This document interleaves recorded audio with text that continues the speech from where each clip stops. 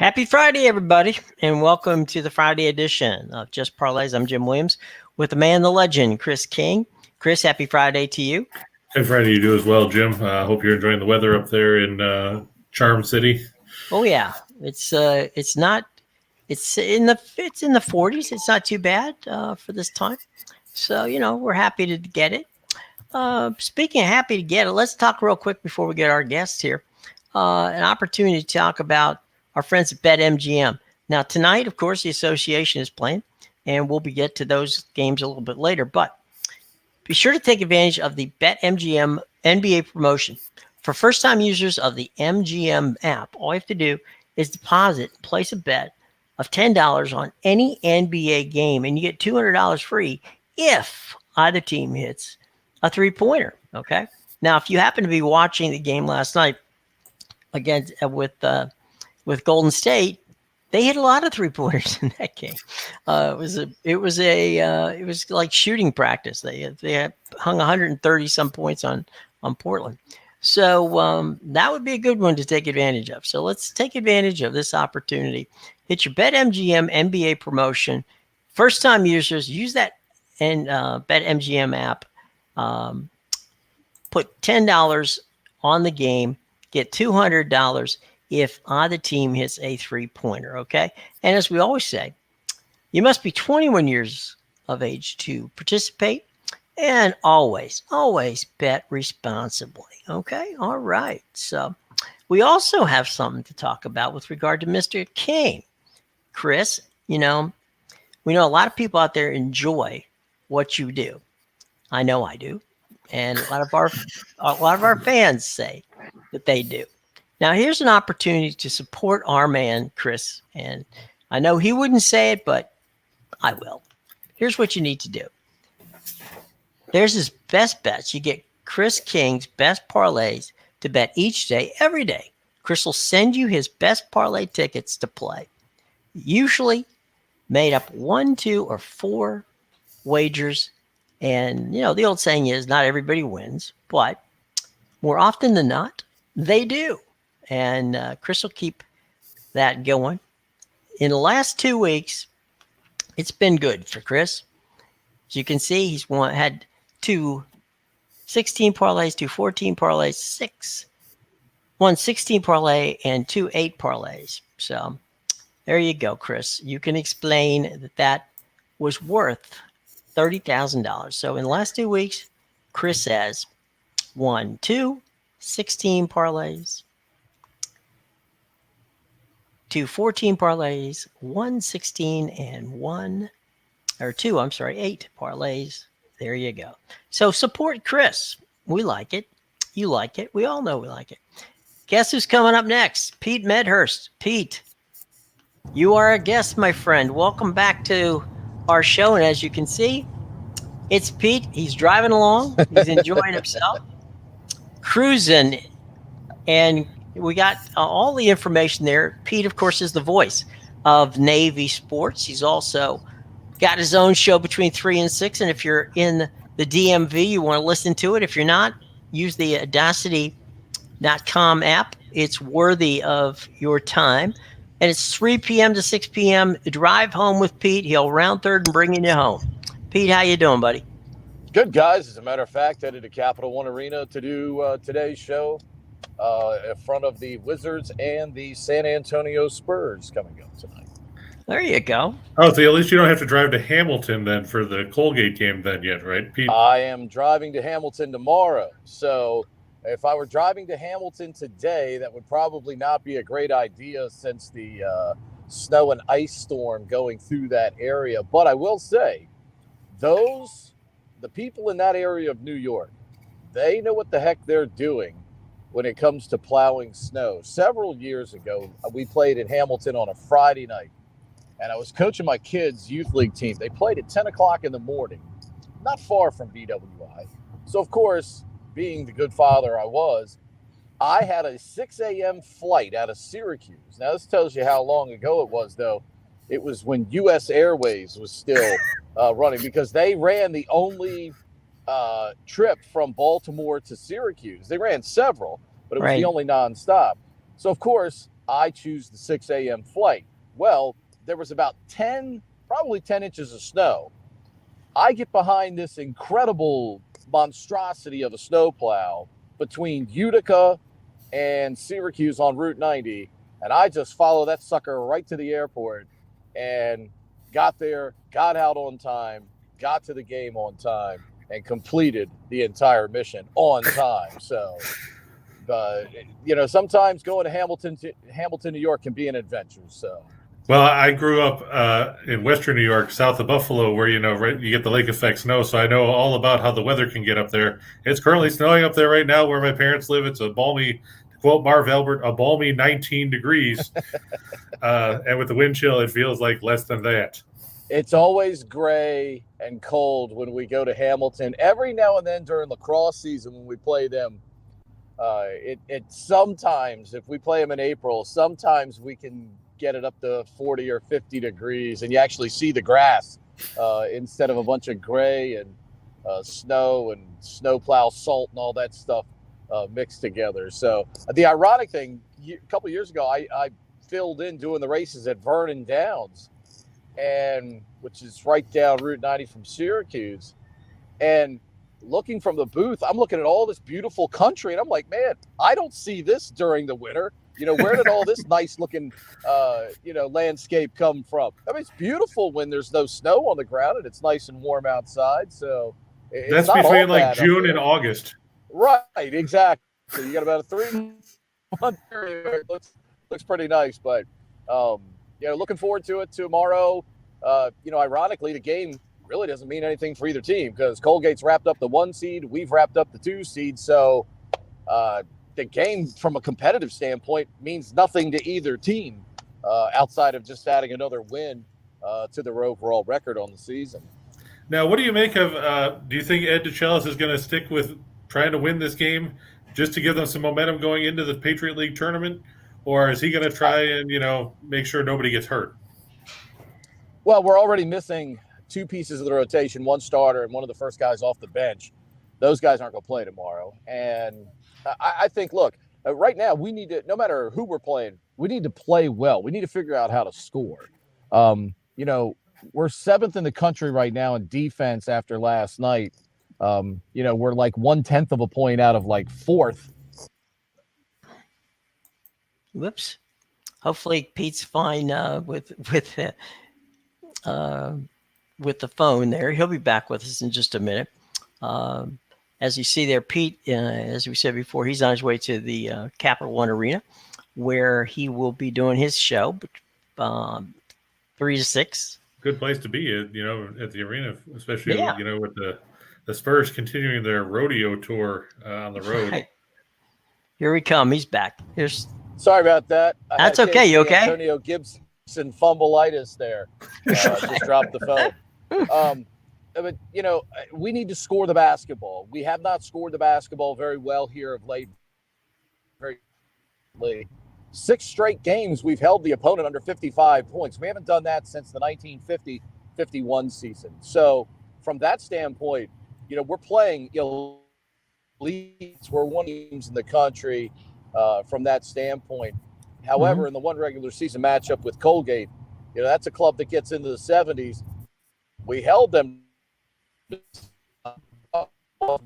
They beat us at our own game that day, winning 69-50 in Annapolis. So tomorrow's game, to me, is a wild card because you don't know how either team really is going to play the game. Maybe some guys get more minutes than usual in a game like this because both coaches can afford to do that.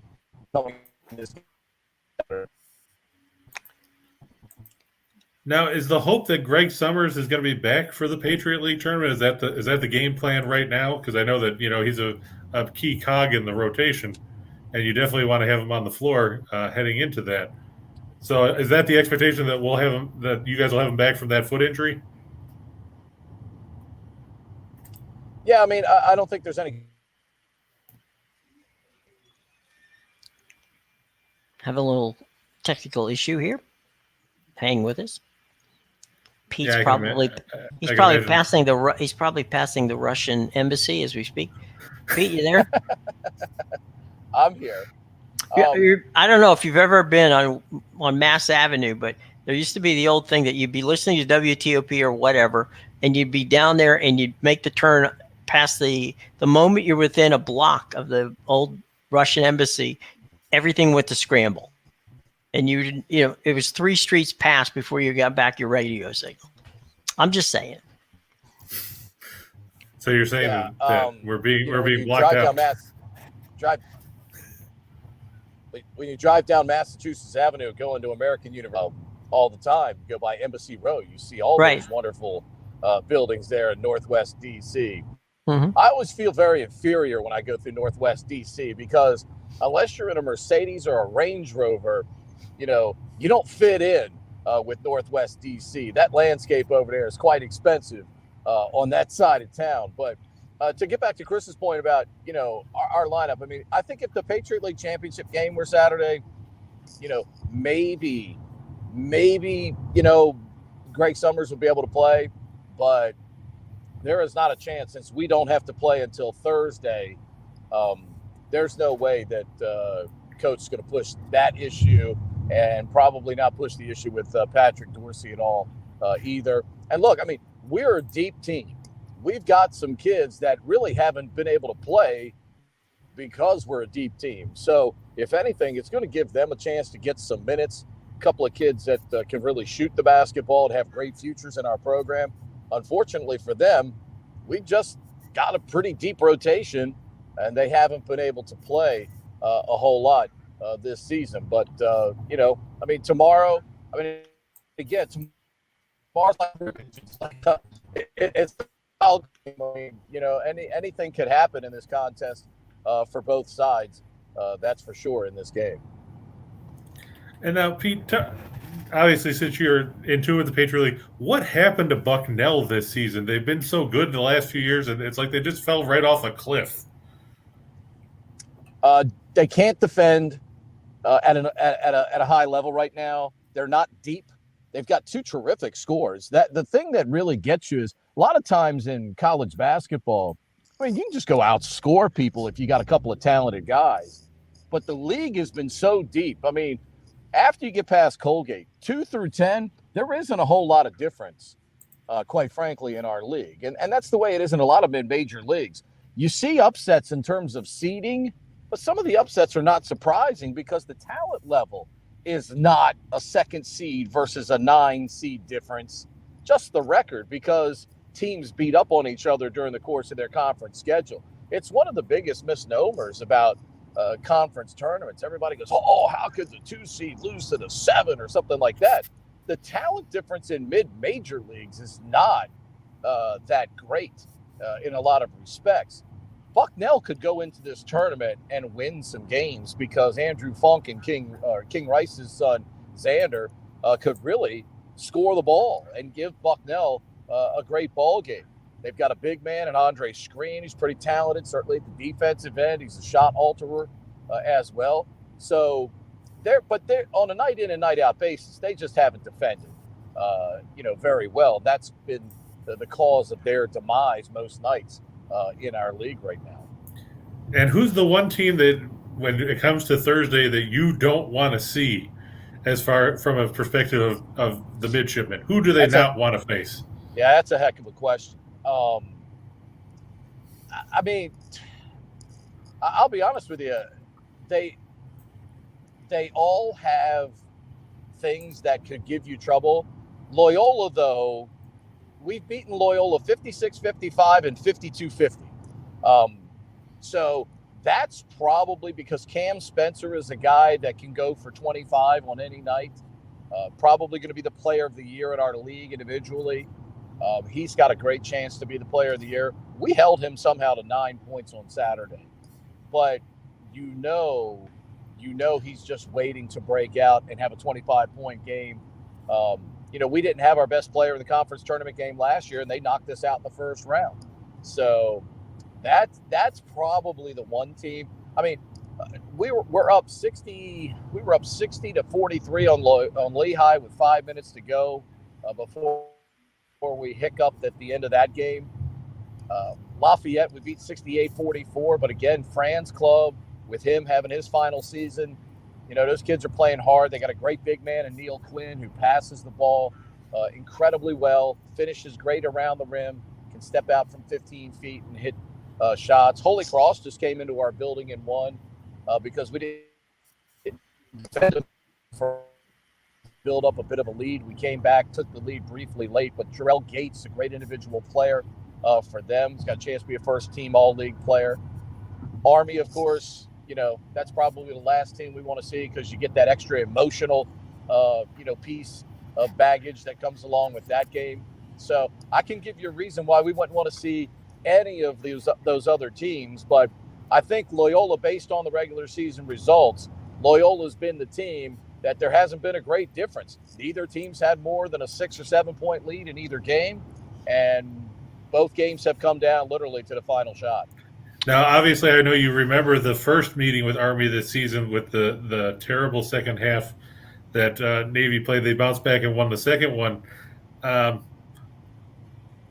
Is it safe to say you don't want to have the rubber match with them if you can help it? Because like you said, with the emotion that's boosted in, we talked about that when you were on back in December before the game, the game on the gridiron there, and you've got the same thing here. So are you saying you don't want to face Army if you can help it?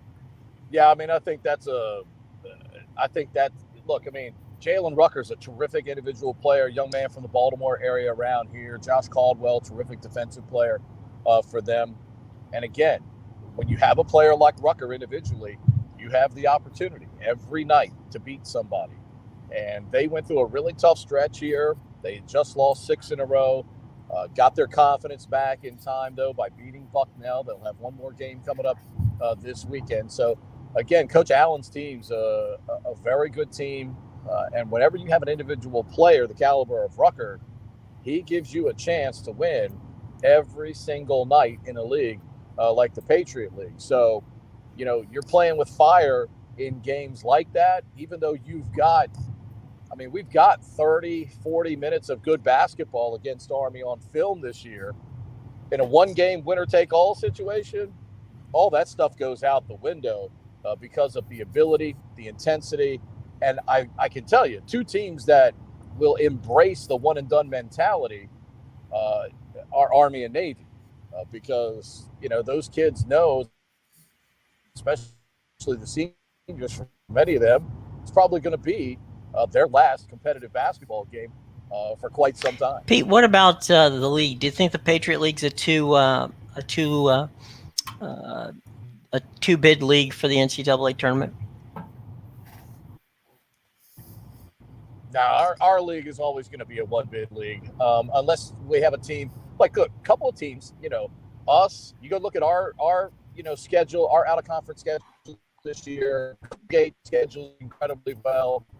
Bucknell usually goes and schedules incredibly hard outside the league as well. Unless we ran the table in those games, similar to what an Iona did. Iona did some good work outside of the conference. In the MAC earlier this year. The Patriot League and leagues like that are always going to be one-bid leagues as long as the NCAA tournament is slated the way it is right now. That's just a fact of life. You can go 28-3 in your regular season. If you lose your conference championship game, you're probably going to the NIT. That's why they kind of put that provision in place, so it gives those mid-major regular season champions at least a fallback into postseason play somewhere. So as much as we like to think that Virginia win would carry us a long way outside the league, unfortunately, it's not going to be enough to get us an NCAA berth unless we win the conference tournament. But it's still been a good season for you guys. I mean, 19-9 is nothing to sneeze about. I mean, Ed DeChellis has done a good job there the last, almost 10 years now. He's turned that program around. He started off, I know he was 3-26 in 2012, but starting in 2016, you guys have put up 4 or 5 winning records in the last 7 years, and you got a shot at 20 wins if you win tomorrow, or if you got to win Thursday, like you said, in the first round. So, if you had to handicap how do you think that the tournament's going to turn out, where do you put Navy's chances as opposed to anybody else? I think look, because we defend at the elite level that we do, I think we have as good a shot as any.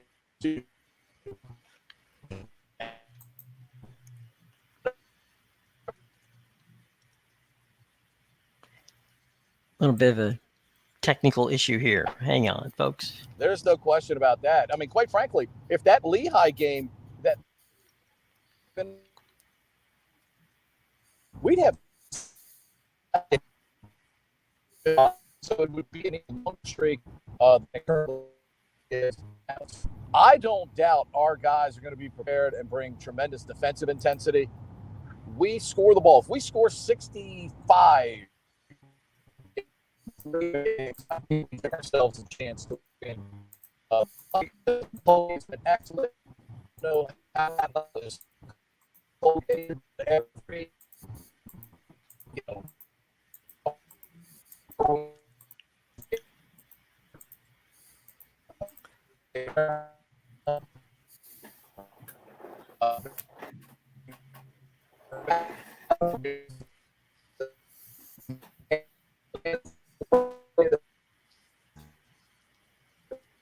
1998, the league was non-scholarship and virtually no school allowed transfers.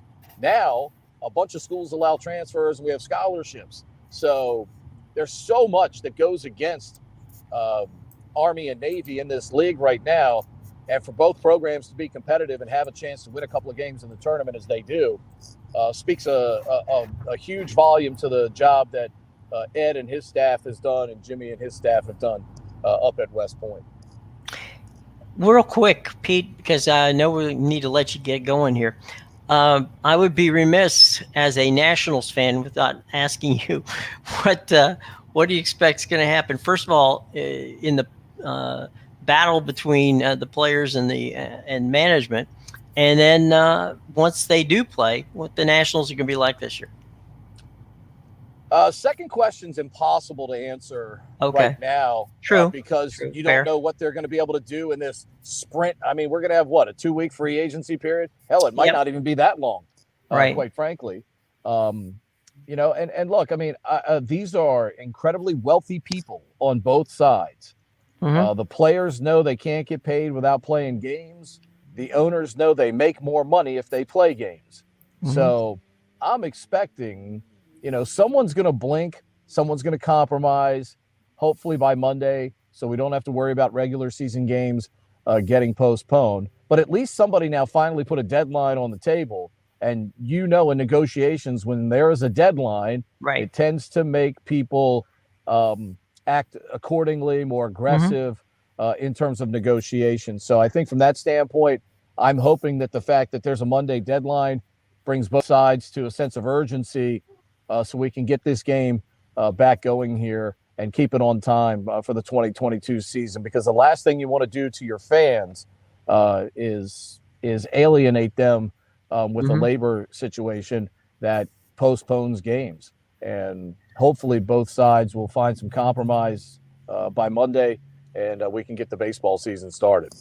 Okay, Pete, we know we can listen to you Monday through Friday, 3 p.m. to 6 p.m. on the Team 980 in D.C. and, of course, on the Odyssey app.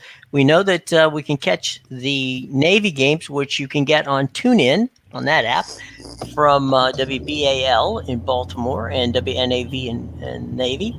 You're also involved with harness racing at Rosecroft. When you're not sleeping that 5 minutes, what else are you doing these days? It's a great question. I mean, let's see. Did I leave anything out? No, CBS. I left out CBS. I mean, I think you got most of that. I do have a couple of games on the Big Ten Network coming up in April for lacrosse right now. So I'll handle. I've got Maryland and Ohio State, Johns Hopkins and Rutgers coming up on the Big Ten Network in the month of April. Hopefully some more as the lacrosse season starts going. So outside of that, though, I think you got everything pretty much covered. Otherwise, the only thing I do is try to get a couple hours sleep and help coach my daughter's softball team. So there you go, brother. Well, drive safely over to the arena. We'll be listening to you tomorrow. And as always, my friend, thanks very much for joining us. You got it, Jim. Chris, appreciate you having me. Thank you, buddy. Pete. Be well. Pete Medhurst, ladies and gentlemen, our guest, voice of Navy Sports. listen to him. You can listen to him after us. He'll be at the. Hopefully, by that time, he'll be at the arena, Capital One Arena. Yeah, he And brought us a lot of good information about the Patriot yeah, League. That's for sure. absolutely. And catch him on the Team 990 if you're in Washington. If not, you can catch it in the Odyssey app, which, by the way, is a very good app, by all means. I was going to ask him about BU real quick, but I know he had to go. So I just want to get his take on what he thought of BU's chances, considering, the Terriers have 20 wins and they have two of probably the top 5 players in the league, including one name that's a pain in the rear to pronounce, Sukmail Mathan and Javante McCoy, a couple of seniors from BU. I imagine that Pete has high regard for them as well. I would think so. All right. We got you and I, my friends, we got some business to take care of and got some time to get going here. So let's hit the hardwood in the college ranks, and there's some interesting games. We'll start with Iona. Speaking of Rick Pitino and Canisius. Yeah, Canisius, I'm familiar with because it's a school from Buffalo. Reggie Witherspoon coaches there. He took over the program after he left UB, which was back when Bobby Hurley and then Nate Oates, and now it's Jim Whitesell coaching the Bulls. So he went across town, basically. Unfortunately, the Golden Griffins not nearly as successful as the Buffalo Bulls. They're 8-19. They're 4-12 in the MAC, and that last number is really galling when you look at it. 0-14 on the road this season. Iona, 22-5. Everybody knows how well Pitino's team has played this year over there in New Rochelle. They're 14-2 in the MAC. They're 11-0 at home. Canisius does not score. They are horrible shooting the ball. And as you look at those metrics, they're terrible no matter what they're shooting. They don't shoot well, period. They don't shoot well from 2. They don't shoot well from 3. They don't shoot well at the free throw line. They're one of those teams that you have to wonder if they can actually succeed in the layup drill. Meanwhile, you're facing an Iona team that is 62nd in the nation in scoring offense at 75.9 points a game. They're 180th in field goal percentage. They're 188th in two-point shooting. They don't shoot the 3 all that well, which is surprising, but I guess that's not Pitino's style at this point of his career. One thing Iona does is they get to the free throw line a lot. They're 8th in made free throws per game at 16.2. They're 3rd in free throw attempts at 23.1. I guess when you get to the line 23 times a game, it can offset the fact that you're a mediocre team when it comes to shooting free throws. Jim, did you change the slide on me? No, it's still there. It's Iona. No, it just switched a second on my screen. Okay. But Canisius 3-7-1 against the spread in their last 11 on the road. They're 4-10-1 after a straight-up loss. Iona 4-1 in their last 5 at home against teams with a losing road record. And they've won the last 6. They beat Canisius by 8 about 3 weeks ago in the Kessler Athletic Center. Playing at home, when you look at this number here that says 0-14 on the road and the one next to it that says 11-0 at home, I don't think Canisius hangs in this game very long at all. I just don't have faith in them at this point. You look at the fact that they're going to be minus probably Xavier Long again. He's not a big contributor, but he's still a guy that they rely on to do stuff. He scored 16 and 15 points in 2 of his last 3 games for Canisius. Without him, and let's face it, they don't have a ton of options offensively to begin with. I'm going to take Iona to roll to a double-digit win and deal Canisius another loss heading towards the MAC tournament. I'll say this. I mean, look, at the end of the day, Pitino's going to take another team to the tournament. I mean, that's just, a foregone conclusion at this point. The other thing is that you go all the way back to his days at Providence. One of the things that Rick Pitino's teams always do is hit free throws. They're not great at the line this year, but they get there a lot. So I guess volume trumps percentage in this case, because you can shoot 80%, but if you're only getting to the line 10 times a game, it's not going to be as effective as a team that shoots 70% that's getting to the line 23 times. Right. It's not going to help you. All right. From Iona and Canisius, we go on to Harvard and Princeton. We're going to go to the SAT Ivy Bowl. Yes. Real quick, David asked how many times Iona's covered. 15 points. They've covered it 1, 2, 3. 4, 5, 6 times this season, including on last Sunday against Fairfield when they won 76-58. So at least that gives you a little bit of a look into how many times they've done that. They also had a couple games that they won by 14. And another one, there's a couple more by double figures that weren't quite to 15. But in this case, Canisius doesn't score. And that's going to be an issue for them. I know it's an ugly number, David. I get it. But I also have watched Canisius play basketball, and they don't score a ton of points. So it doesn't necessarily take a big number to beat them. Or as, Bobby the Brain Heenan would say, it'll take a good man to beat him, but it won't take him long. I mean, these are two teams that over the years have been, right there at the top of the Ivies. Yeah, the Ivies. Yeah, I'm surprised that Harvard is actually fourth in the conference, despite being 5-6 in the Ivy League this season. Tommy Amaker's team, they've been up and down. I guess part of that is the fact that they scheduled tough. These teams will meet again Sunday at Harvard, so keep an eye out for that. The problem for the Crimson here, not just going on the road because Princeton plays excellent basketball at home, it's the fact that Harvard's offense hasn't been as good as we would have expected. I don't know what the letdown has been. I mean, they've still got some of the same guys they've had. Noah Kirkwood is there. Cale Catchings is still there. Lucas Dakota, but it's not the same production that we've seen from them in previous years. We saw Harvard had lost 5 of 6 from late January to mid-February. They lost to Cornell. They lost to Penn. They lost to Yale twice, and those ones are going to really burn Tommy Amakers. They lost 2 3-point games to Yale.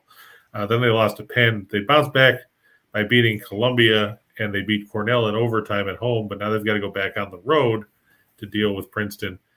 And the big difference, like I said, it comes down to scoring. Harvard is 151st in scoring offense. They don't shoot well, just 43.2%.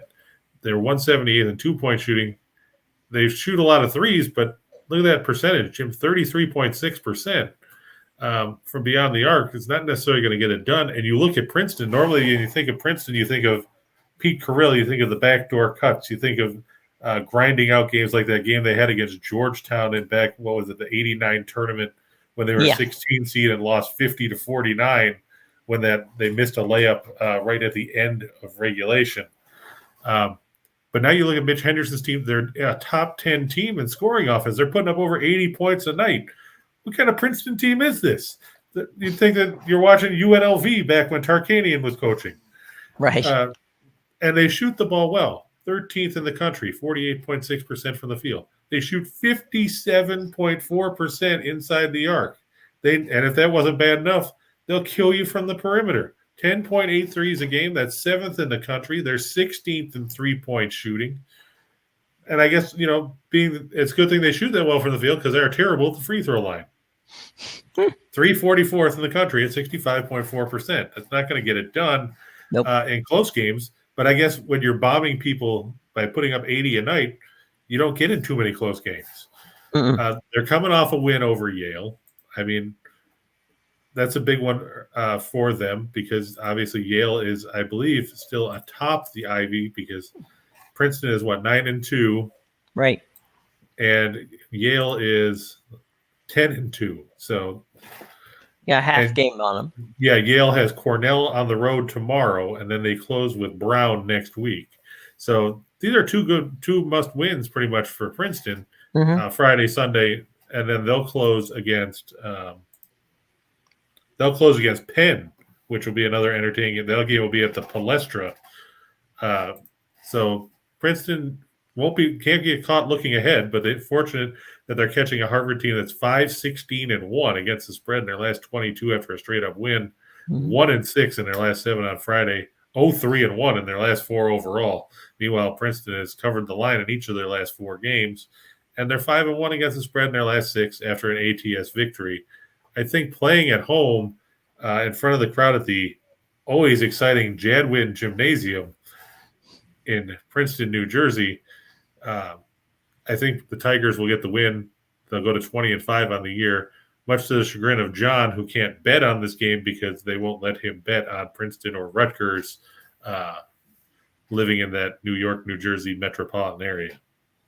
That's the way it rolls.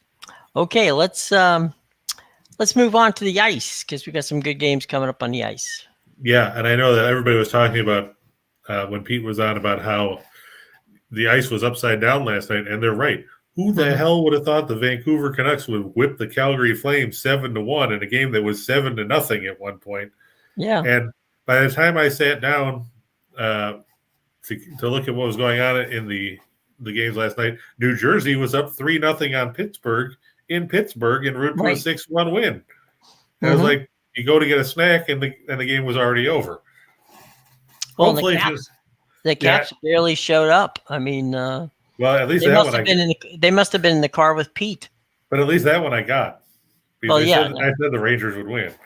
But I didn't expect Calgary or Pittsburgh to roll over and die. I mean, especially against them. I could understand Vancouver beating Calgary. That's fine because Vancouver was at home and everything else. Pittsburgh lost in their own building by 5 goals to a New Jersey team that is horrible. And you said it yesterday. New Jersey is a terrible hockey team. Yep.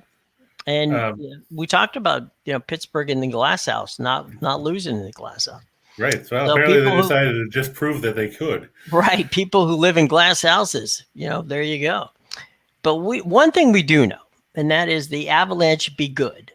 And tonight, Winnipeg's not bad, but I mean, no. But I like this is at the Ball Arena. Last time we talked about how Colorado was so good at home, they turned around and lost to Dallas. Right. But I don't expect that to happen here. Speaking of Dallas, they beat Winnipeg the other day in overtime. So Connor Hellebuyck in net 17, 8-8 with a 280 goals against, a 914 save percentage, and 3 shutouts for the Jets. Darcy Kemper, 25, 6-2 with a 247 goals against, a 919 save percentage, and 3 shutouts for Colorado. Kemper would probably be a dark horse for the Vezina if he could ever, quit losing his skate blade on a regular basis, because it seems like every other night at some point his skate blade falls off and they have to either pause the game and send in the backup or or something else. But with so many other good goaltenders, like we've talked about Vasilevsky, we've talked about Shesterkin, Frederick Anderson. Right. Some people think Karel Vejmelka from the Coyotes should be a candidate. I don't know how you can justify that with a losing record as bad as Arizona is. That's called foreshadowing, kids. Right. But Kemper will probably get a vote here and there. But let's be honest, people go to Colorado to watch the Avalanche light the lamp with regularity, and that's what we're expecting here. The Jets just 20th in goals for, they're 16th in goals against. The Avalanche second in goals per game, 3.94. If you look at their goals per game at home, that number jumps all the way up to, let me look because I had it written down and I closed the tab because that happens. It goes all the way up to 408. So it's not quite Florida level. And speaking of Florida, thanks for them not showing up last night. Though that one did go over, so I mean, at least I can take solace in that. Right. The Jets 2-9 in their last 11 on one day of rest. They're 1-5 in their last 6 on Friday. Colorado has won their last 5 games at home after a 7-day plus road trip. Look at that stat, Jim. 42-9 in their last 51 at home. The Jets, and this record here, the 1-7, that's their record in Colorado since returning to Winnipeg. That's not from when Winnipeg was here before. That's not from when Atlanta was Winnipeg or anything else. That's as the Winnipeg Jets. They're 1-7 in their 8 meetings in Colorado. They're 1-5 in the last 6 meetings overall. The Avalanche should win this one going away over Winnipeg. A Rocky Mountain High. All right. So from here, it's time to move on to the association. No, we still have Vegas. But after that, we'll move to the See that? That's called improvising. That's called calling it quickly. False start. Yeah. Offense. Golden Knights. I got the flag right here. Yeah, the Golden Knights on the road. They're going to go to the Gila River Arena where there's reportedly an estimated 12 people in attendance. All in the line for beer. Yes. Yeah, they're all on the line for beer because they're hoping to get drunk. Right. before watching the Coyotes take the ice. Vegas 29, 18, and 4. Arizona 13, and a whole bunch of numbers that are way more than 13. And the loss column 13, 34, and 4. They're just 6, 19, and 1 at home this season. It's supposed to be Laurent Brossoit 9, 4, and 3 with a 270 goals against, a 903 save percentage, and 1 shutout for Vegas, as Robin Leonard still dealing with an injury. Meanwhile, the aforementioned Karel Vejmelka, that's right, those are Vezina numbers, people, 7, 21, and 1 with a 351 goals against, a 900 save percentage, and a shutout. Though I will say this, if Vejmelka played against Toronto all the time, he probably would be a Vezina winner because he stopped, 48 out of 49 shots in that game and pissed me off for staying up and watching it on TNT. I'll tell you what, that line, couple lines down, Golden Knights are 49 and 17 in their last 66 versus his team. That's a monster number. Yeah, and so is the 10 and 3 in their last 13 on the road, because you don't think of these teams necessarily being good road teams. And if you think about that, before that 10 and 3 run, Vegas was just 5, 4, and 1 as a road team. Mm-hmm. But now they've got Jack Eichel in there. He's starting to, get himself acclimated. Right. I know putting Mark Stone on long-term IR, that stuff like that's always going to be a bone of contention with me, because it's basically legalized cap circumvention. We saw Tampa Bay do it with Kucherov last year. Right. I'd like to see that loophole closed if they ever do another CBA, or somebody decides and actually realizes that Gary Bettman is not competent to be a commissioner of anything other than maybe an ice cream stand. But the fact is what it is right now. Arizona 11 and 40 in their last 51 against teams with a winning record. They're 6 and 22 in their last 28 as a home underdog. Vegas has gone 5 and 1 in the last 6 meetings. They're 7 and 3 in the last 10 meetings in Arizona. It doesn't matter how you line it up, how you slice it. It could be like a Vegematic. You throw it all in there, you chop it up, you blend it, you stir it, you flip it over. It all still comes out bad if you're an Arizona Coyotes guy. James, I hope you're not going to the arena to be at $16 beers. But if so, you better bring a couple $100 so you can get tanked, because Arizona is going to get torched. Well, what are you going to do? And now, it sounds to me like it's time to go to the association. Get a little hoop. Now watch this. Now we'll just tell him that there is no NBA, and we'll see what he does. Yeah, there you go. No, seriously, we're going to go to Madison Square Garden, Jim. The Miami Heat on the road. They're going to take on the New York Knicks. And the big news coming out of New York this week during the All-Star break was that the Knicks decided that Kemba Walker will pull an Al Horford in Oklahoma City last year and not play the rest of the season. When I was talking about this on LA show yesterday, Philadelphia Tony there is a Knicks fan. Right. He said that he figures that'll work until Derrick Rose comes back and inevitably gets hurt like a week later, and then they need a guard. Yeah. Then they'll call up Kemba. And then they'll bring back Kemba Walker, and they'll be right back where they started.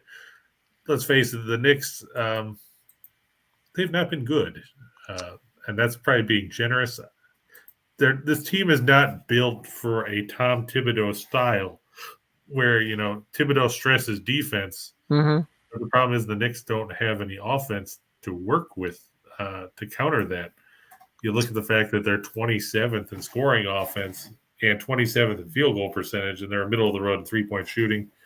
The Heat 5th in scoring defense at 104.4. They're 5th in field goal percentage defense. They're 12th in 3-point defense. Heat 5-0-1 against the spread in their last 6 on the road as a favorite. 3-0-1 in their last 4 against teams with a losing record. 4-0-1 against the spread in their last 5 on the road. Look at that. The Knicks 1-9 against the spread in their last 10 at home against teams with a winning road record. That's just putrid. They're 0-5 against the spread in their last 5 on Friday. The Heat 7-2 against the spread in the last 9 meetings overall. 4-1 in the last 5 meetings in New York. You have to think that the Heat will get the win and deal the Knicks another loss, dropping them further behind in the crowded Eastern Conference playoff picture that currently shows New York sitting somewhere south of Trenton, New Jersey, as they're in 12th place. They're 3 games behind the Hawks for the final spot in the play-in tournament, which would only give you an opportunity to play probably one more game before you got schmaltzed and wiped out. It just doesn't look good for the Knicks. Quick look at the injury report says R.J. Barrett questionable with a sprained ankle. Nerlens Noel questionable with a sore foot. Derrick Rose doubtful tonight. And, of course, Kemba Walker, we just said, took the ball and went home. The Heat won't have Markieff Morris, who apparently could be done for the year with that whiplash injury he suffered back in November. Right. Victor Oladipo is still recovering from knee surgery. Who the hell knows if he's going to play? He hasn't played all season. Nobody really cares because Eric Spoelstra has 55 other guys he can play, and they keep winning anyway. Well, you talked about Tom Thibodeau likes playing defense. Eric Spoelstra can play defense, so there's your difference right there. Well, I mean, Tibbs did a good job coaching defensively in Chicago. He had a little success. No, I'm just saying he doesn't have it in New York, is what I'm saying. Oh no, yeah, because the rotation is not built for it. I mean, Evan Fournier is not a guy you count on as a defensive stopper. No. Probably the best guy they have defensively is Mitchell Robinson, and half the time he's in foul trouble. Right. Well, be sure to take advantage of the BetMGM NBA promotion.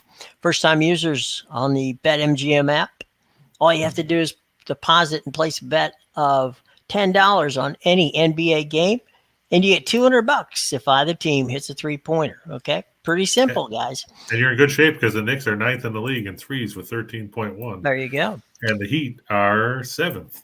Okay, you have to be 21 to do it, and as we always say, please wager wisely as we move on to a game that we thought might be good for ESPN tonight, but unfortunately, it's not going to be on ESPN. Yeah, you know why? Because they're showing this game right here, the Heat and the Knicks.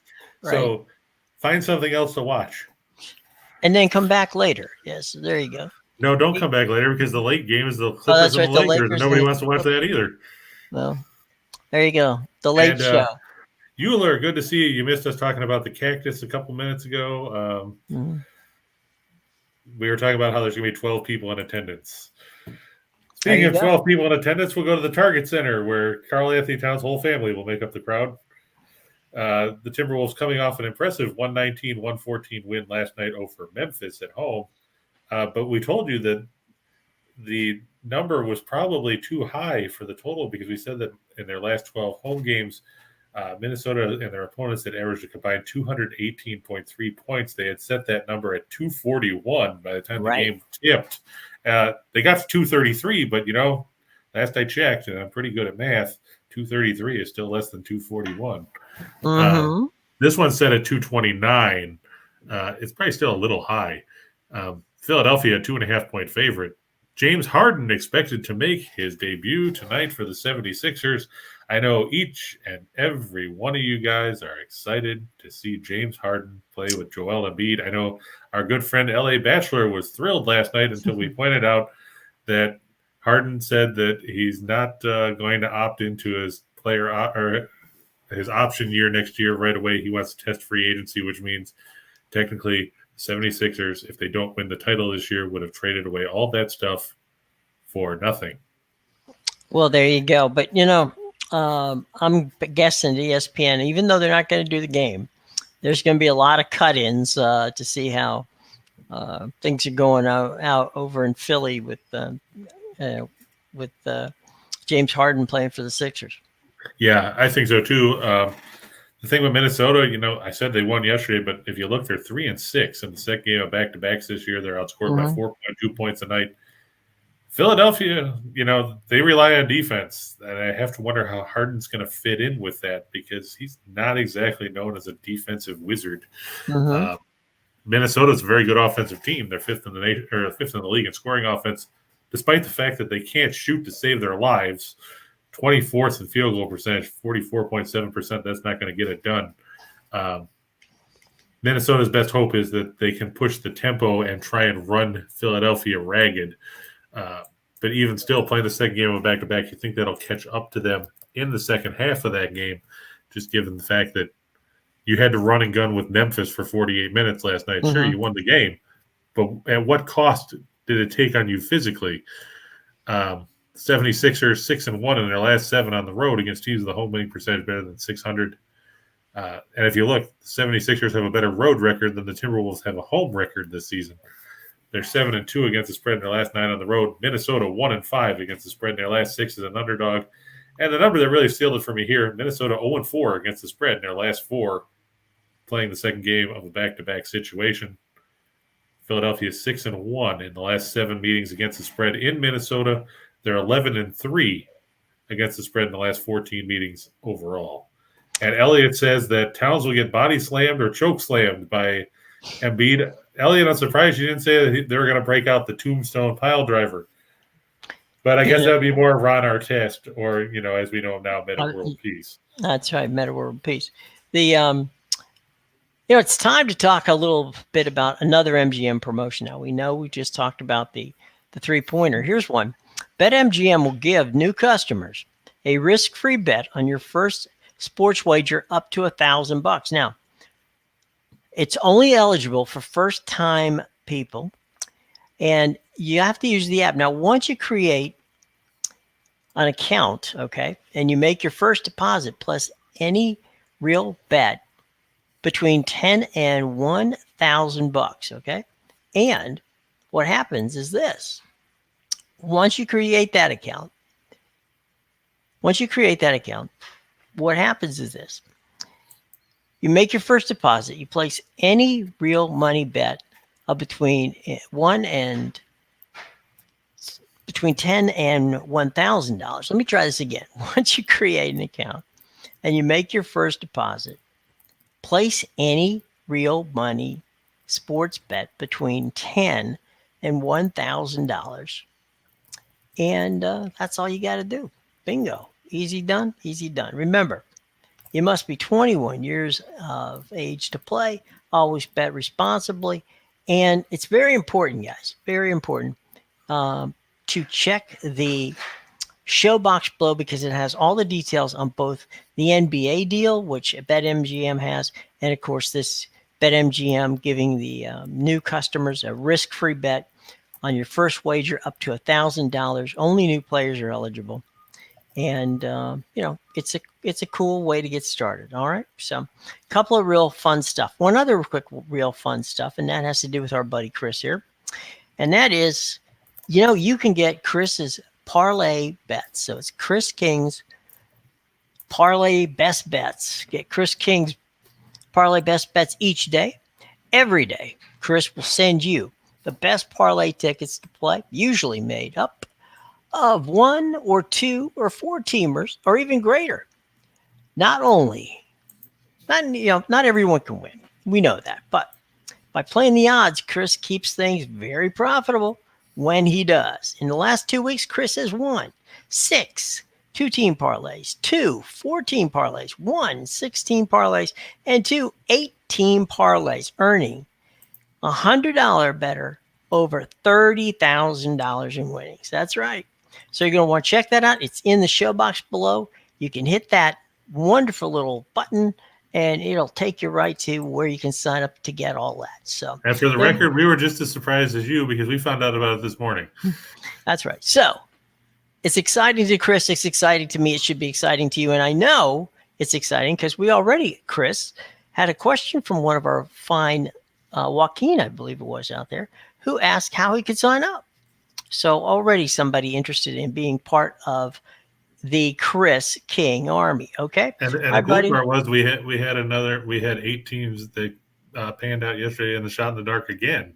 Right. With UC Santa Barbara, Santa Clara, the Warriors and Blazers going over the number, Phoenix whipping Oklahoma City, Memphis, Minnesota staying under the number, right. Columbus, Florida going over 7 because, of course, Florida couldn't win the friggin' game. Well, at least we didn't say they were going to win. We just said, here's your. No, I said they were going to win in the 2 team, so that didn't pan out. But they went over 7. I figured I should have just put that up in the first part. Matthew said he went to the Nashville-Dallas game last night. Nashville ended up winning that one as on the night that they retired Pekka Rinne's jersey. And for our good buddy Ryan, we said the San Jose Sharks would beat Barry Trotz and the Islanders, and they pulled that one out in a shootout 4-3. So that was another good night on that front. There you go. Making up for some of the duds that we had in the other parts of the show. Everything. Looking at you, friggin' Cleveland, blowing a friggin' game to Detroit. There you go. Well, look, like we said, not every time can you win, but most of the time, pay attention, Chris. You're going to find some good stuff. All right, buddy. Euler, real quick. We covered Princeton, Harvard in the college basketball segment. Mm-hmm. I like Princeton -7. They'll play again, like I said, Sunday at Harvard. Princeton trying to lock up the top seed in the Ivy League tournament, because the fun thing about the Ivies, and not everyone knows this, Jim, probably because there was no Ivy League tournament at all last year. Right. Only the top 4 teams in the Ivies go to the tournament. That's right. So right now, Harvard sitting 5 and 6 is 4th in the Ivies. But you look right behind them, Cornell's 5 and 7, Brown is 4 and 8, Dartmouth is 4 and 8. So those 4 teams are trying to battle for one spot. Right. Columbia you can write off because they're 1 and 11 and nobody cares. But Yale, Princeton, and Penn, they've locked down spots 1, 2, and 3 in whatever order that those shake out. Right. Because Yale's 10 and 2, Princeton 9 and 2, Penn 9 and 3. But Harvard, Cornell, Brown, and Dartmouth with a lot to play for in these last 2 weekends of the regular season in the Ivies, because only one of them will be playing in the Ivy League tournament. There you go. All right, let's go 2 for the money, buddy. You ready? Yeah. Okay, here we go. 2 for the money. Yeah, we just talked about the Heat -5.5 over the Knicks. Just mentioned Princeton and Harvard. Yep, we just covered that, so I don't have to cover it again. But like you said, Princeton 9th in the league or nation in scoring offense at 80.6 points a game. It's a challenge for Harvard to try and keep up with that kind of offensive production, given how middle of the pack they've been. And Euler, don't worry about being late. That happens. That's why we're happy to go over stuff. Or like Jim always says, if you can't make the show, it's always available on YouTube, where you can catch the podcast shortly after we're done. Euler, pay attention to this scroll below, buddy. Go ahead. And we talked about the Avalanche over the Jets. Colorado very good at home, especially coming back after a long road trip. And this one, I'm going against the Blue Jackets again. Sure, they beat Florida yesterday, but now they've got to play the second game of a back-to-back here. It's their 3rd game in 4 nights. And you don't want to face Carolina when you're on the back end of a 1-1. Mark, good to see you. Hope you're doing all right over there. Nothing wrong with being late. As long as you're not late for dinner, that's all that matters. There you go. The Hurricanes, they haven't played since Monday. They had that back-to-back Sunday-Monday, Jim. They played. They beat Pittsburgh in the Glass House, and they beat Philadelphia, so they swept the Keystone State teams, pushed them atop the Metropolitan. You have to think that the Hurricanes, with 3 days of rest, are going to be in a bit better shape than the Blue Jackets. By the way, Columbus will start Jean-Francois Berube in net again, because Elvis Merzlikin's still out. Daniil Tarasov done for the year. Eunice Corpusalo on IR. So it'll be Berube, and God, I don't even remember who their backup is, because it's some guy that I never heard of. So hopefully he doesn't play. But Frederick Anderson in net for Carolina tonight. Elvis has not left the building. Well, he hasn't left the building, but he's not leaving the bench either. That's true. All right, so let's go 4 for the show. All right, we're going to go with the Raptors, who we did not talk about, but we're talking about a Toronto team that has won 8 of their last 10. They're facing a Charlotte team that's lost 9 of their last 10. The only injury that I saw when I looked at the injury report, now apparently all of a sudden OG Anunoby is out for Toronto. He apparently somehow broke his finger. Oof. That was not there last night. That was not there earlier this morning. So I don't know if he got hurt, carrying his luggage to the plane or what. But Fred VanVleet, questionable with a sore knee. I imagine he'll play for the Hornets. You won't see Gordon Hayward, who remains out with an ankle injury. Cody Martin-Powell, Jalen McDaniels, and Nick Richards, both doubtful for the Hornets. Not that those guys are major contributors. This one's an interesting one. When I was looking through the games, I was going to throw up San Diego State, but I didn't think anybody wanted to lay 21.5 points with the Aztecs, given the fact that they don't score any points, and unless they won something like 27-6, it wouldn't matter. So I'm going to go with Marist over Manhattan in the Metro Atlantic. The Red Foxes have played some good basketball of late. I know they're only a 500 team, but they come in with 5 straight wins. John Dunn's team beat Monmouth. They beat Canisius. They beat Niagara. They beat Siena. And Siena's the second-place team in the MAC behind Iona. And they're coming off a win against Quinnipiac on Sunday. Meanwhile, Manhattan, Steve Massiella's team, they've won 3 in a row themselves, but before that they had lost 6 of 7. And they're not a great road team. I mean, they beat Quinnipiac and Fairfield on the road, but other than that, they don't have any other road wins unless you count the one over the Citadel. So I don't like them here. I like Marist. They got some momentum there at home. We talked about Vegas already. Yeah, the Knights remain golden. Yeah, and Philadelphia over Minnesota. I don't trust Minnesota playing the second game of back-to-back. And like Nathan said, San Diego State under is a casher. It usually is. We had that the other night when they played that game against Boise State when I was watching at the end going, boy, I hope that this guy doesn't hit one free throw and miss the other and put the game in overtime so I have to sit and watch 5 more minutes of this crap. Fortunately, Abu Kagab hit both free throws for Boise State to end that one 58-57. All right, let's go to the entire menu, folks. This is where you can mix and match and have some fun. Well, Jim, and here's a suggestion. Warren would like if we do a 5-minute recap at the beginning of what went good for us and what didn't the day before. And he's got a valid point. That's something we definitely could take into consideration. Yeah. Be happy to do that, Warren. That's a very good idea. Because that's something we can be happy to do it for you. That's definitely something we can throw in. Because, like you said, it's a valid point because there's stuff going on that, everybody likes to talk about when they win. Nobody ever likes to talk about how they lose. But I had to already talk about how Pittsburgh and Florida screwed us over. And, Well, on Fridays, we have a guest. And so normally that kind of takes it up. But you know what? We'll do it starting on Monday. We're going to have Allie as a guest. But we can still work it in, I think. Yeah, we can easily work it in. Yeah, we'll get it done.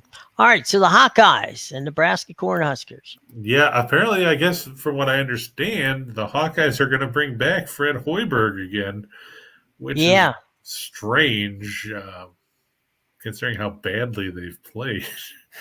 It's like, how many times are you going to give this guy a job? Considering how evidently another year. Yes. Yeah. I know that, Nebraska is at home. I know that, Iowa's not a great road team. I know Iowa beat the crap out of Michigan State the other night. They could be looking ahead. Let me see who Iowa has next. They have Northwestern.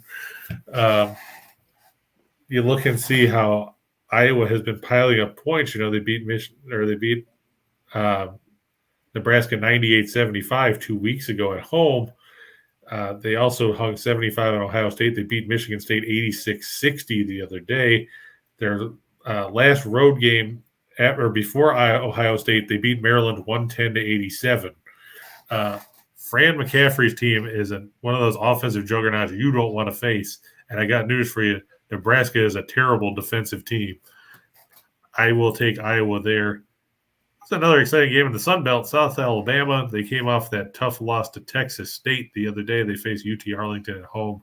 I like the Jaguars there. Monmouth, another team from the Metro Atlantic, -4 over St. Peter's. The Peacocks, they're another team. They're kind of like the Navy of the MAC. They play excellent defense. They can't score. There you go. Speaking of a team that can't score, Texas State, they won that game against South Alabama the other day. 55-52, real offensive barn burner. But I mean, the Bobcats, they lead the Sun Belt. They're trying to lock down the top seed in the conference for the tournament. I look for them to beat Troy on the road. This next one is your real exciting 10 o'clock game for the doubleheader of ESPN. So hopefully you can find something else to watch. But I'm going to take the Clippers +2 over the Lakers. Everybody knows Anthony Davis is out. He will not play tonight. Will play for a couple weeks at least. Right. That means you get to watch the Russell Westbrook Brick Show on a regular basis. I just don't trust the Lakers. The Clippers, they've gotten by despite missing their 2 stars. This one's a real exciting matchup, Jim. Look at that. It's the 2 worst teams in the league. That's right. The Rockets going on the road to face Orlando. Orlando's given points. Yeah, that's how bad it is. Orlando's giving points. Yeah. Houston won the first one in a barn burner, 118-116 back in December at the Toyota Center. I will take 4 points. And the Rockets. Okay, if you have to, if we were forced to watch one of those two games, even though they're not on at the same time, I think I'd have to go with the Clippers and the Lakers over watching Houston and Orlando. See, I'd watch Houston or Orlando so I can go, hey, look, I can shoot better than that guy. And Okay. that guy. And that Fair guy enough. over there. And that guy. Get the game that Pete's going to be involved with is up next. Yeah. The Spurs and the Wizards, the Spurs on their rodeo tour as they continue to play on the road. The thing with Washington is, they traded Montrezl Harrell, they traded Spencer Dinwiddie, they traded Davis Bertans, they don't have Bradley Beal. Who do you have left? Not much. Porzingis won't play tonight. Thomas Bryant is questionable. So, you're down to Rui Hachimura and Thomas Bryant if he plays, because like you said, he's questionable with an ankle sprain, and a whole bunch of guys that don't really move the needle. Now, I know the Spurs aren't great, and they kind of waved the white flag when they traded Derek White and stuff, but they still got some capable players. I'll give 3 and take the Spurs. On the ice, I like the Kings over the Ducks. Like Nathan said, the Wizards are a shell of the team that they were before. I actually liked it when they had Harrell in the mix, and maybe if Porzingis can come back and play the way that we've seen him play before, maybe Washington can make a move in the standings. I don't know; they're only a half game behind the Hawks, I think, for the last spot in the play-in tournament. Yep. But he's got to get on the floor because you can't have your best players in street clothes this time of year. I like the Kings over the Ducks. The Kings have played good hockey of late, which is scary because I'm used to them being a doormat. I guess you can say the same about the Ducks, but I like Los Angeles. I'm going to go with the Blackhawks at home over the Devils. Like we said, the Devils beat Pittsburgh yesterday, but it's the second game of back-to-back. They could be riding the momentum of that and then getting run over by the Blackhawks. And finally, the Blues, minus 320 or minus 1.5 on the puck line over the Sabres. Ville Husso in net for St. Louis. It'll be Craig Anderson, who's reportedly almost as old as Keith Richards, in net for the Sabres. Buffalo, just not a great team. St. Louis, a very effective offensive team, and they should put the boots to Buffalo and at the Enterprise Center or whatever the hell they call the building in St. Louis now. I liked it better when it was the Checker Dome or the Kiel. Well, the Checker Dome doesn't exist anymore. Well, right, but they could still play there. No, I'm sure the parking lot. They could call it the Checker Dome. I saw Tom asked real quick about Georgia State and Louisiana Lafayette. I don't know what happened to Louisiana this year. They have not been as impressive as they've been in recent years. They've won 3 in a row. They beat Georgia Southern the other day. The total for that is 141. I know the first meeting between those teams, they combined for, 132. Georgia State took a 68-64 win. But if you look in recent games, the last 5 games for Louisiana, their totals have been 155, 157, 155, 153, 151. Meanwhile, Georgia State, coached by, oddly enough, Rob Lanier, who, is the son of Bob Lanier. Right.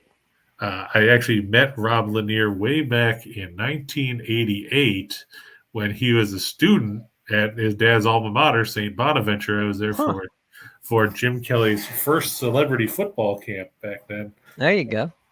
And, I'm glad to see, he caught on another gig. He had his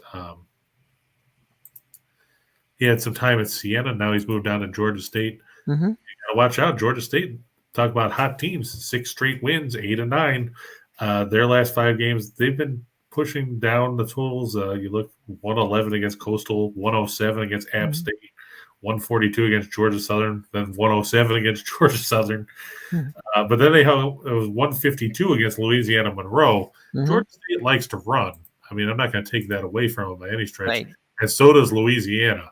I think, especially the way Louisiana turns the ball over, Georgia State can get some transition buckets. I think that one is going to end up going over the mark, probably by a few points. As for the last game I see up there, Gloria asked us about Richmond. Richmond at home tonight against St. Louis. The Billikens come in with a record of, I believe it's 19-9. They're 10-5 in the A10. Richmond 18-10. They're 9-6 in the A10. These teams battling for seeding in the tournament because St. Louis currently 5th, Richmond 6th. Everybody wants to get in the top 4 for the good old double bye there. Right. Currently occupied by Davidson, Dayton, VCU, and St. Bonaventure. It's going to be an interesting game. The problem with Richmond that I've seen on a regular basis is you don't know how Chris Mooney's team is going to respond. The good news is they're at home. The bad news is, which version are we going to see? Are we going to see the Richmond team that was drubbed by 20 by VCU last week? Or are we going to see the team that beat George Washington? Are we going to see the team that beat St. Bonaventure a few weeks ago? Or are we going to see the team that lost to George Mason? But you got me. Yeah. And I guess with St. Louis, they lost 3 of their last 5. They beat St. Joe's the other day. Doesn't really impress me. They beat LaSalle last week. Doesn't impress me either. They got swept by St. Bonaventure in a home-and-home. They lost to Davidson. I'm going to lean towards Richmond, mainly because I don't think the line is very big. It's 2 or 3 points. Richmond is 10-3 at home. St. Louis is 4-5 on the road. I would give 3, but if it goes any higher than that, I would either lean towards St. Louis or stay away from it altogether. Just because, like I said, Richmond is so up and down. Yeah. Sometimes the best bet you make is the one you don't. That's true. So, anybody else out there? It's better to not make a bet on a game that you're uncertain of than to just blindly take a flyer because you're hoping. Yep. John, we talked about the Knicks. I'm hoping that you meant to type New York Knicks and not say my Knicks, because if you said my Knicks, and I'd have to say that I don't trust them. But yeah, I think Miami's going to win that one. Like we said, that was one of our highlights. Yeah, Tom Thibodeau. I feel bad for him because he's a great coach, but he doesn't have the personnel to play his style of basketball. Mm-hmm. I mean, and the Knicks don't have the offensive weapons to keep up with teams. Mm-hmm. And we've talked about Spoelstra a whole bunch. You've seen all the guys Miami's been missing at times. They had Adebayo gone for 6-8 weeks. Jimmy Butler's been in and out. Tyler Hero's been in and out. And they're still right up there with the Bulls in the Eastern Conference. And the Bulls are another team that have had to deal with attrition and injuries and stuff that still win games.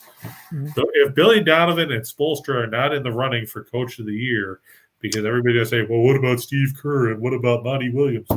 Well, you could put those guys up there pretty much every freaking year because they the way their teams perform. What about Mike Budenholzer? Same thing. Now you got to look, but Billy's done a great job in Chicago. Eric always does a good job in Miami, and those are guys who normally fly under the radar. You're absolutely right when it comes to Coach of the Year stuff. They're not the kind of guys who are talkers. Nobody's going out and saying, "Hey, let's vote for." I don't even know who Minnesota's coach is because I can't remember because that's how bad it is. Nobody's running out and saying, we should vote for Chris Finch for Coach of the Year because Minnesota's 4 games above 500. Nobody's you go. Saying, we should vote for, Taylor Jenkins because Memphis is 41-20. Right. You always hear the same names every year for every award, and it gets old. I'm going to start my own damn awards. I'm going to give it. There you go. We'll give them out. We'll call them the Kings, all the Kings men. There you go. That works. Kingsmen. So my favorite Eric Spoelstra story goes back to the first year that LeBron was in Miami, and LeBron didn't like Eric because Eric made players do things. LeBron didn't like that, so LeBron decides. He's going to have one of his minions go up to Greg Cody, who's one of the top sports writers in Miami, and say, hey, look, why don't you write a column about the fact that LeBron doesn't like Eric Spoelstra and he'd like to have Pat Riley coach. And Eric goes, this is Greg Cody. So Greg Cody says, it's nice of you to come up and tell me that, but I'd rather LeBron tell me that. And he goes, and frankly, I'd rather LeBron tell Pat that. You don't need me to do that. So LeBron goes to Pat's office and says, I think we'd be better off if you coached, and if Eric, if you just, get rid of Eric, you come down, you coach. I think we'll be better off.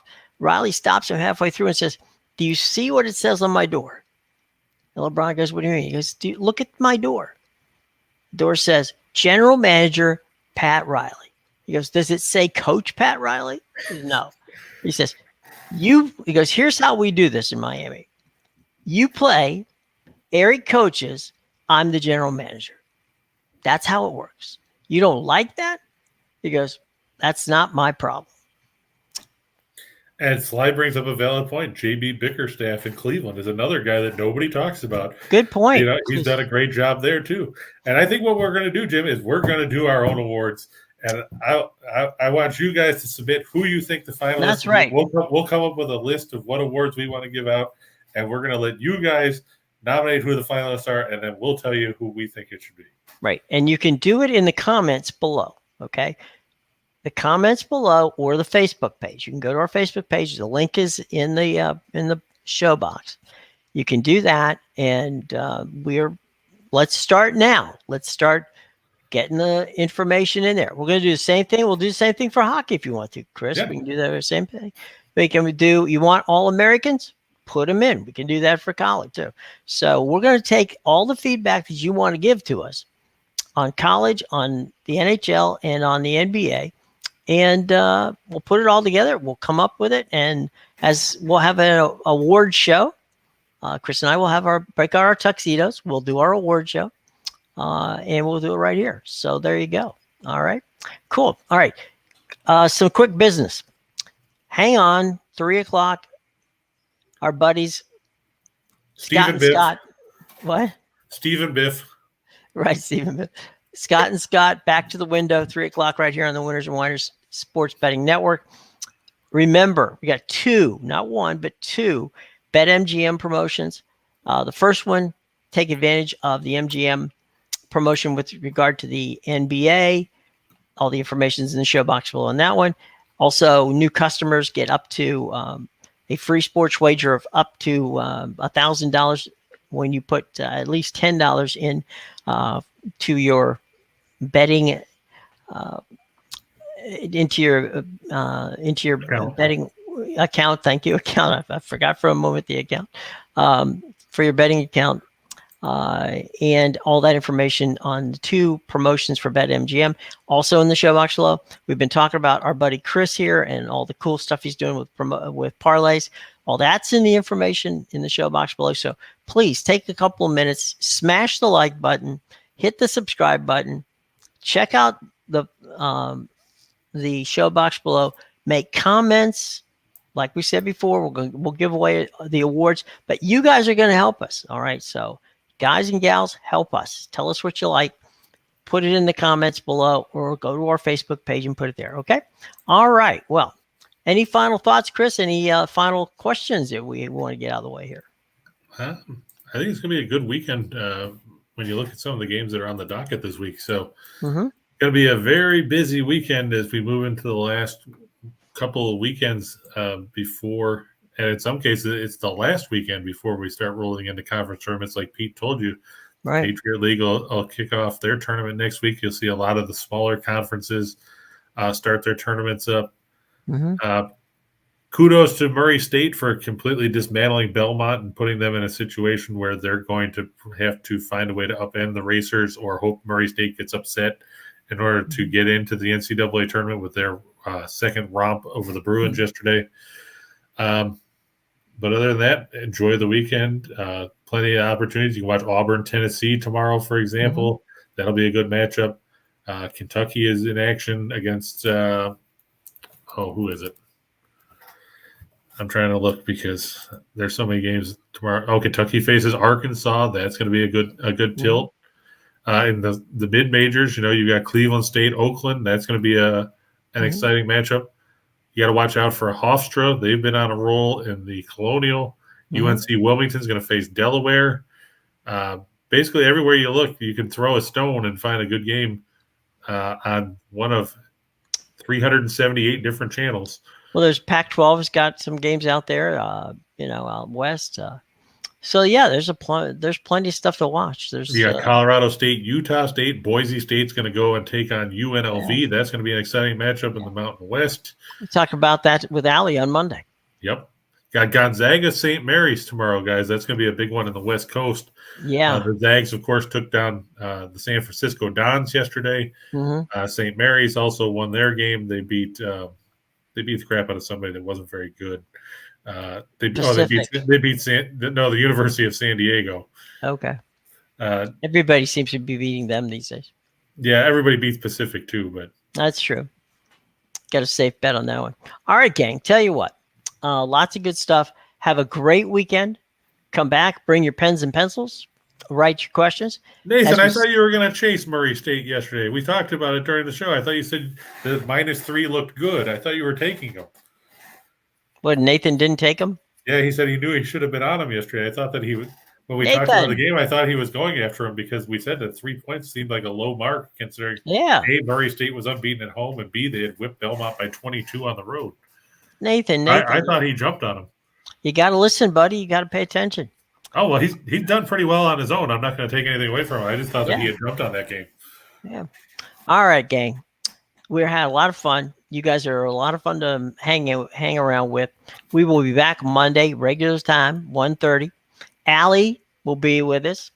By all means, check out all of our information. As I said, in the show box below, you've got every possible way to follow us. Our Twitter handles are right there in front of us. And put all the comments, as we said before, on the awards in the show box below. And you got the comment section there. Click on the Facebook page. You can post it on Facebook if you want to, so everybody can see it. You can see it in the comments as well. So let's make this interactive. Let's make it fun.